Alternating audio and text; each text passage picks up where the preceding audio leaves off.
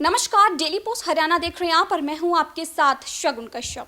One विभाग में भर्ती के लिए महिलाओं की फिजिकल मेजरमेंट के फैसले को लेकर इंटरनेट पर विवाद छिड़ गया है, जिस पर नेता प्रतिपक्ष भूपेंद्र सिंह हुड्डा और आप नेता अनुराग धांडा ने भाजपा पर तंज कसते हुए कहा कि सरकार को अपना ये फैसला वापस ले लेना चाहिए। तो वहीं वन मंत्री कंवरपाल गुर्जर ने अपना पक्ष रखते हुए कहा कि ये कानून पहले से ही चलता आ रहा है, इसमें किसी भी तरह का कोई भी बदलाव नहीं किया गया है। देखिए रिपोर्ट। वन विभाग में भर्ती के लिए महिलाओं की फिजिकल मेजरमेंट के फैसले पर विवाद छिड़ गया है। हरियाणा के वन मंत्री कंवरपाल गुर्जर ने अपना पक्ष रखते हुए कहा कि यह जो कानून है वह पहले से ही चला आ रहा है, उनकी सरकार ने इसमें कोई बदलाव नहीं किया है, जिस पर विपक्ष हल्ला कर रहा है। हरियाणा के वन मंत्री कंवरपाल गुर्जर ने अपना पक्ष रखते हुए कहा कि यह जो कानून है वो पहले से ही चला आ रहा है, उनकी सरकार ने इसमें कोई भी बदलाव नहीं किया है, जिस पर विपक्ष हल्ला कर रहा है। उनका कहना है कि यह नियम 1991 का है। 1991 में ही इन्हीं की सरकार थी और इन्हीं के पिताजी मंत्री थे। उसके बाद जब सरकार बनी तो यह भी मंत्री रहे।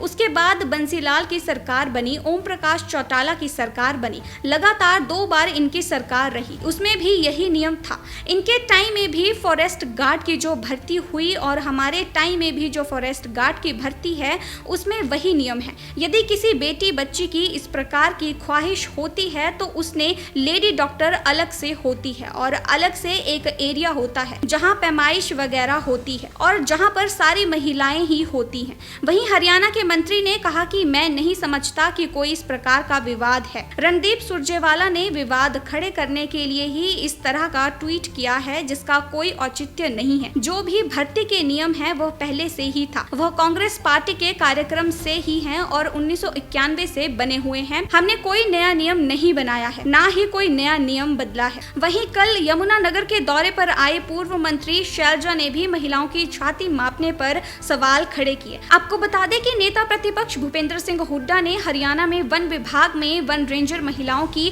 छाती मापने पर कहा, जब हरियाणा पुलिस में महिला सिपाही सब इंस्पेक्टर तक नपाई नहीं होती तो इनकी क्यों? यह फैसला सरकार का गलत है, इसे वापस लेना चाहिए। वहीं आप नेता अनुराग धांडा ने बीजेपी पर निशाना साधते हुए कहा कि भारतीय जनता पार्टी की महिला विरोधी सोच को दर्शाता है। जैसे आज से पहले चाहे वो दिल्ली पुलिस, हरियाणा पुलिस या कोई और फोर्स हो, पूरे हिंदुस्तान में कहीं पर भी महिलाओं के लिए ऐसे पैरामीटर नहीं रखे। इस फैसले को तुरंत वापस लेने की मांग करते हैं। ऐसे नहीं हो महिलाओं को अपना हक लेने के लिए सड़कों पर उतरना पड़े।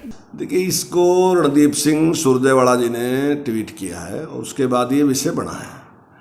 रणदीप सिंह सुरजेवाला जी अपनी पार्टी के बड़े लीडर हैं, लेकिन जिस प्रकार का उनका व्यवहार है वो मैं समझता हूँ कि वैसे ही विवाद खड़े करना या हल्की राजनीति करना उनका व्यवहार में रहा है। वो कोई आज नहीं है, परमानेंट है, ऐसा उनका व्यवहार इस प्रकार का है।